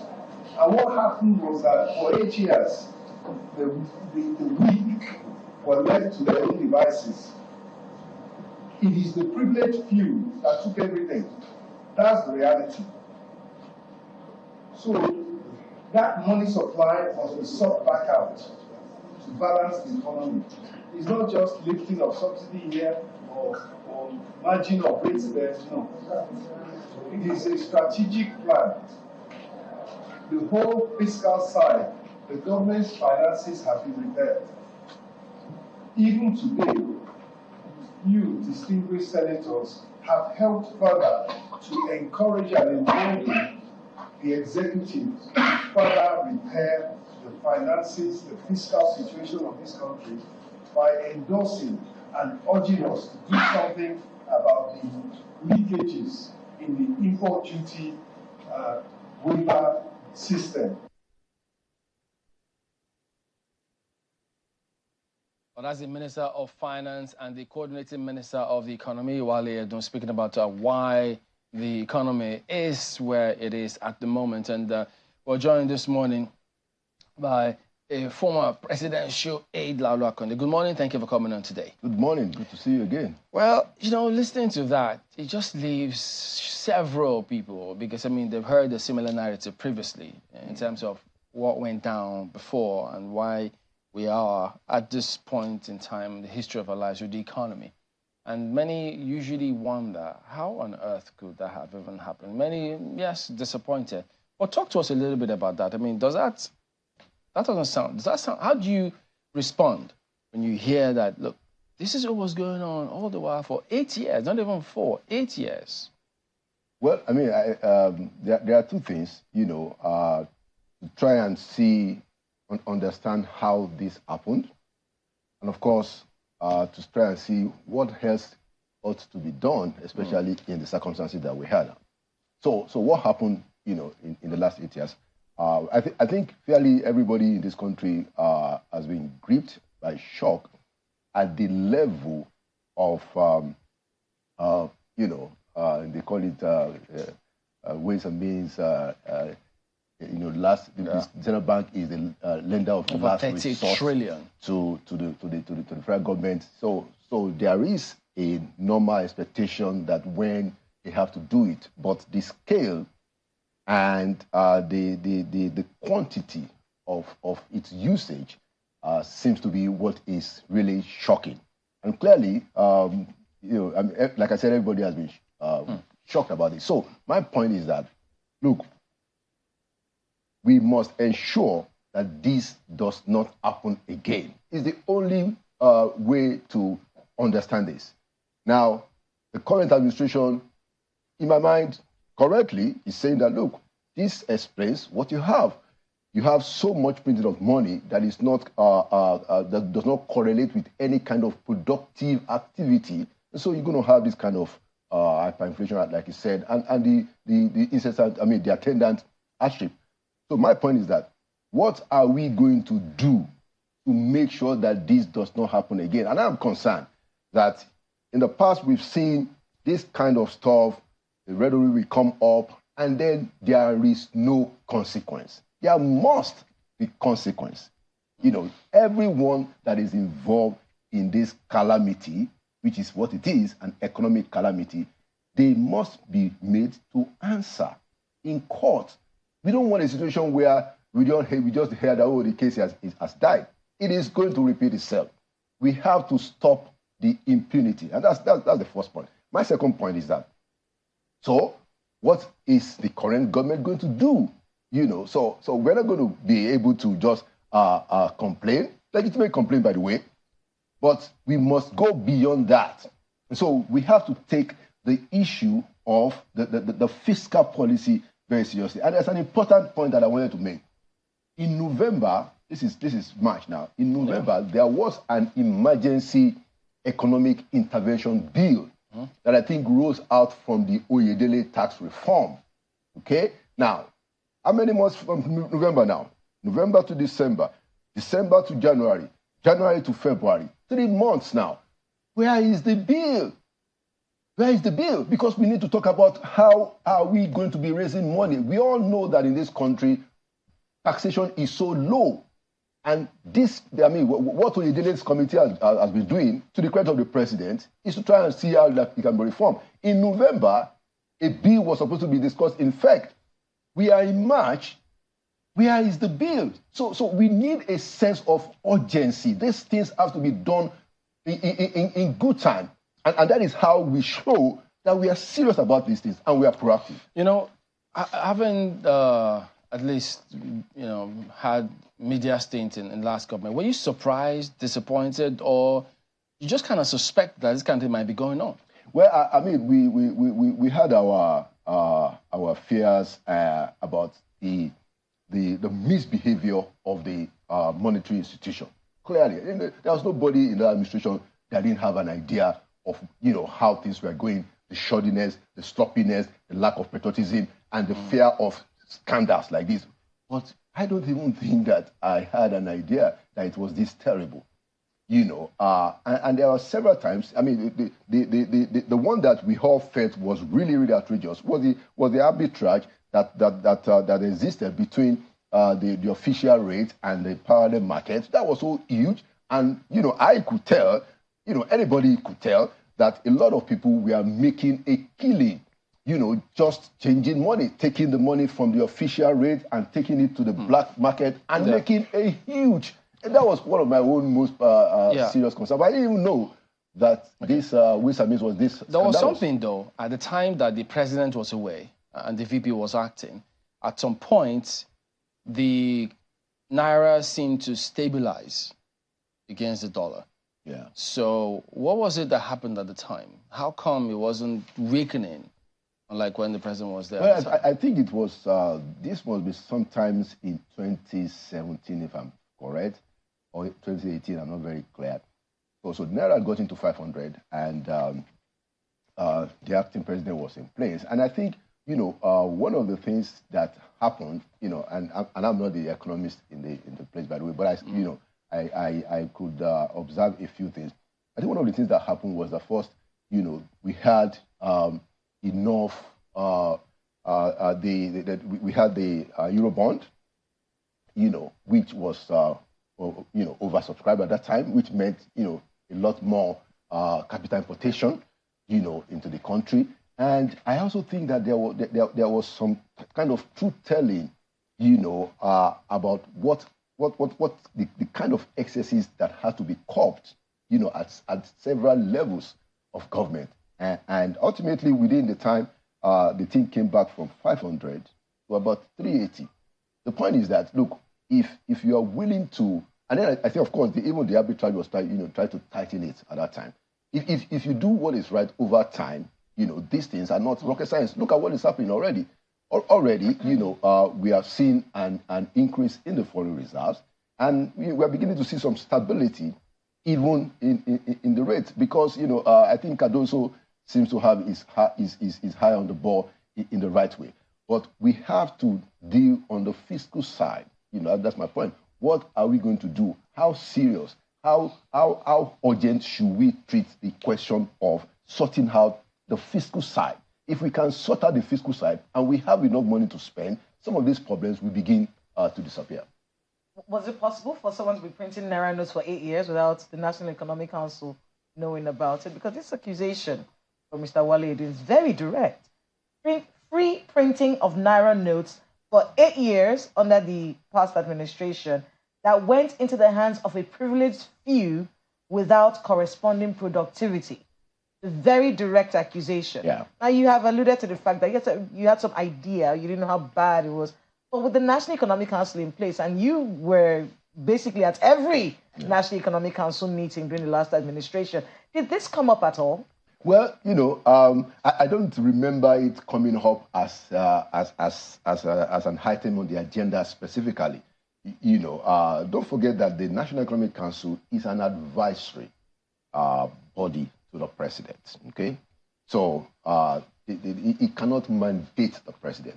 But to your point, the Central Bank governor is a member of the National Economic Council. Yes. And he never, nor the finance minister, to my recollection, discussed, this in a way that, based on what we have seen, certainly there was no National Economic Council meeting where, they said that, this is about 30 trillion or so. Certainly I can tell you that certainly that did not happen. Although it doesn't seem to have happened in one full stretch. But I don't recollect any meeting of NEC, talking about these things. I don't recollect. On whose authority was he printing all this money? Well, we have to ask him. He can. I said the CBN governor can randomly be printing money and that's what I'm saying. That's what I'm saying. Okay, maybe the other point I didn't make is that so the Central Bank governor is a member of the National Economic Council, but the Central Bank governor also has direct access to the president. It's possible for the Central Bank governor to go to the president and get his approval without NEC being aware of anything. Now, that matter is being investigated now. Yeah. So the Senate have said, look, they're going to investigate that 30 trillion to find out what exactly happened. Was he printing without authorization? Did he get clearance? So all of that they're going to look into. But give us inside source. Were the governors buying dollars after getting FAC? That's the big problem, and this is one of the ways in which I think the Naira is often depreciated. Maybe not all the governors do it, but there is a significant amount of number of governors who will take part of their FAC, the week they collect it, and go to the BDCs. This is just a fact. It's an open secret. So they just mop up all the dollars. So that affected, the depreciation of Naira and the consequences that follow suit. And some of the things that we are saying is that it's important for Mr. President to call the governors into order. Their arguments, some of the governors say, some of our projects are also dollar denominated and therefore we need some dollars. But clearly there are a lot of excesses in that particular behavior. And I hope that the Nigerian people can begin to insist on the governors behaving properly. If governors in this country behave properly, I'm telling you that half of our problem will be sorted out. The governors were part of the National Economic Council as well. It's actually their committee. Yeah. So they were taking FAC, just so Nigerians can understand many governors, not all of them, right. They were taking the money that was allocated to the state, and then they'll go to BDCs and change it to Well, FAC is different from NEC. So the people that go to the FAC, Federal Allocation Committee meeting, are the commissioners of finance, and that is different from NEC. NEC is where the governors themselves sit down. Okay, so there is it's not that, and it's essentially a place to just sit down. That's fact. To just say, okay, the constitution says that federal government gets 53%, the state government gets this, and this is how much we have this month, and this is how we're going to distribute it. That's what FAC does. It's after the fact, when they have collected the Naira, that some of the governors will go and change part of it, significant portion of it, into dollars. Wow. Which is a big problem in this country. I guess we'll find a way to look out and see if we could catch some on camera or somehow just see how some of these things go. I know it's not going to be easy, quite all right. I'll be an insider. Yeah, that's the idea. But the other part, the Senate, the different House of Reps too, concerned about security yesterday as well. So they thought that, look, they have to meet with the president about the security or insecurity is deteriorating. They think a lot more needs to be done about all of this. We also do know that the last time, former president did speak about it several times, but I think the people are divided as to whether or not it had the kind of impact. Of course, a lot of people thought, no, they didn't see the kind of impact that they expected, in spite of the president's express directive to security agencies. What do you think about that? Well, I think that first it is encouraging that the National Assembly is taking this kind of stance. I think it's quite encouraging that you have them say, look, this thing is a big problem. The problem is not going away. It's becoming, it's even becoming more there. So it's good that you have the Senate, and I think the House of Representatives saying that, look, some of us have to go and sit down with the president. Now, but beyond that, we must understand that the problem of insecurity in this country, like we have said over and over again, is really, really deep. is really, really deep. You've heard from senators, you've heard from former ministers, you've heard service chiefs have appeared before the Senate. Yeah, you know, so there's a lot of conversation that is going on around it, and over the years, and we haven't seen any really compelling change. So I suspect that this is something that is going to take far more than we already imagined. But I'm sorry to say, everything, the buck stops at the president's desk. People have spoken about collusion. You know, look, I mean, one of the things that I find very compelling, Dr. Issa Pentami was the Minister for Digital Economy and Communications in the past administration. And when you had the FCT kidnapping, you know, those guys went into his, an estate, kidnapped a family. You know, Dr. Pentami, you know, I think is probably his relative or connected, you know, had to get involved in raising money to pay the ransom. And one of the things that he said in his tweet, right now ex-Andrew, is that, look, the security agencies don't use the data, the NIN data that is in the Ministry of Communication to track. So did it suggest they were not using it when he was in government? Well, I guess. You know, so what did they do about it? So my point is that, so you have a minister, a former minister. So this guy, you can't put down Dr. Issa Pentami and say he doesn't know what he's saying. The guy was minister.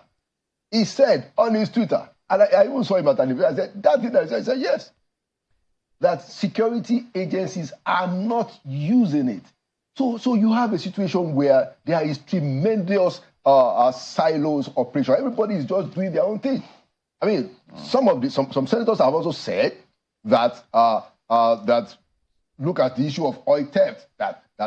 Navy said at some point that, well, look, we don't know what NNPC is doing, and so even though we are there on the seas, we don't know what NNPC is doing, so our assets are not available. You know, all kinds of very discordant views. Mr. President is the one that must rein in and say no more. It's a very tough call, and honestly, nobody should envy the president. But look, there are deeper problems in that security that if we don't have a courageous leadership attitude to say that, look, this thing cannot continue this way, there must be a drastic change.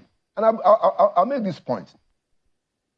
One of the job of Mr. President, whoever is president, is that, look, you must, your strongest point, one of your strongest weapons is to hire and fire. You must be able to know when somebody or people in place are not delivering, because there are people who will deliver. Look, there are people in this country, there are people in the security agencies who can solve this problem. I have no doubt about that. And so if you are in place, the president should say, I give you 6 months. And you say, okay, Mr. President, can you make it 9 months? That's the kind of interaction that we must have so that people will know that they have to deliver. If they are compelled to deliver, they will deliver. They will come out and say, this is the problem. And it's getting to that point in this country today that this kind of discussions, this kind of conversation, these are very frank conversations, have to be happening. Well, you know, thank you, Chimale. Well, Mr. Konde, you rightly put. But then there are those who would also be quick to remind you that the president does not have authority over the state governors. And I'm glad that you already laid some responsibilities at the feet of the governors. Now, the Senate wants to meet the president on these security concerns. The senators represent states. They can, have conversations with their state governors. A number of people have said all security concerns are primarily local. It's in the locals that people are killed, that things are raced down. I saw the response of the governor of Akwa Ibom State, I think, yesterday on the news at 10, and it was giving a marching order. You local administrators, you know you're not elected. You are just administrators. If you do not do this, if I hear this again, I'm going to remove you. He already made that clear. But the president cannot say that to any governor. So I'm glad that you also mentioned the fact that the governors have a responsibility. Many times when we talk about security and we talk about the president, sincerely, something in me is saying, look, Are we neglecting the fact that the governors collect security votes, which someone said runs into billions, and they are supposed to do something in their localities? How do you respond to such a thing? Yeah, I don't think we should expect the president to, order the governors around, especially on matters, for which they are constitutionally responsible. So we have to separate it. But even then, the president does have a bully pulpit. Let me tell you, if the president were to call a governor or some governors and tell them in an informal discussion that, look, this has to stop, there will be very few governors who will be willing to go against the president. So the influence of the president is gargantuan. It's huge, especially in a country like Nigeria. But I'm not saying that, I agree with you entirely that there are constitutional limitations. Now, talking about the states, I think one of the credits that we must give to the president and many of the governors is that, look, and even, a lot of stakeholders is that we have come around to say that, look, let's do state police. So let's hope that that conversation we move quickly so that the states can become more, be held responsible for the security of their state entirely. And you're right, there's a lot of security votes that goes to the governors, but in their defense, in many of the states governments are the ones that are funding the purchase of vehicles for the police and several other equipments. We can't deny them that. What is missing is that, look, the state governor ought to have the final say on the police in a state. And I think that's one of the things that the state police will do for us, even though we also have to worry about how that is not abused. Very important. But at least when we move to state police, the state governor will not be able to say that, oh, I have to call the high G. The state governor will be able to sort out the problems by himself. Okay, well, Mr. Akonde, one of the things that a number of people have also said, some experts have said can help to solve the security problem is to deal with the poverty problem, deal with the economic challenges that people are having, stabilize lives for them. Many of the insecurity issues we have are largely economic crimes, as Mr. Frank Mba once put it, economic crimes. So it's only because it is poverty. Many of these things are poverty induced. And I go back to the states, because if we get it right, I feel that if we get it right at the states levels, it would be very minimal that the president or the federal government would really have to do, other than supervisory and all those things.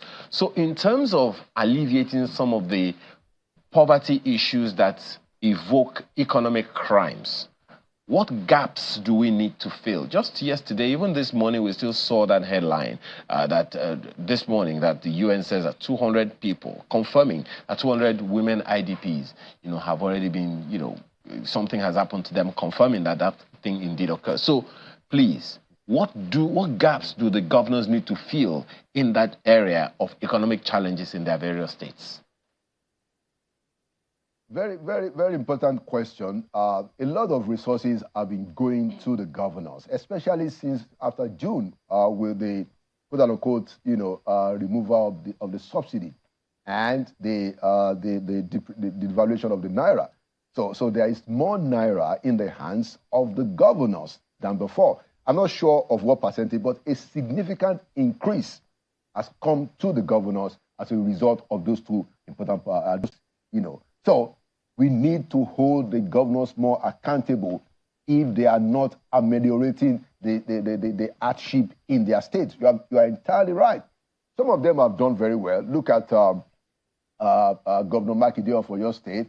He said that, look, I'm going to suspend any taxation on agricultural produce. That is good, more like that. But in terms of providing immediate succor to the governors can give 24 hours uninterrupted power supply, there'll be a question.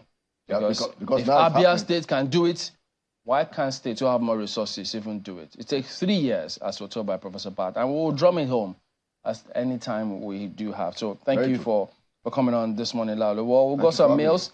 Professor Chris talking about leadership and governance says political leaders and appointees must realize that if we continue to allow nepotism and political affiliation determine who gets what and when, while there's negative or zero investment in human capital development, which is a bedrock of future and pillar for socio-political and economic growth and stability, then, he says, our growth as a nation becomes a deficit because the SMEs, agricultural and informal sector is driven by the next generation. And of course, we have this message here from Bolade Agbola. All right. Well, after Bumi and Bumi, thank you both for sending, all of you for sending your messages. But we have to go now. We thank you all for watching. But coming up next is the live coverage of the Nigerian Bar, which is the passing out parade of the lawyers.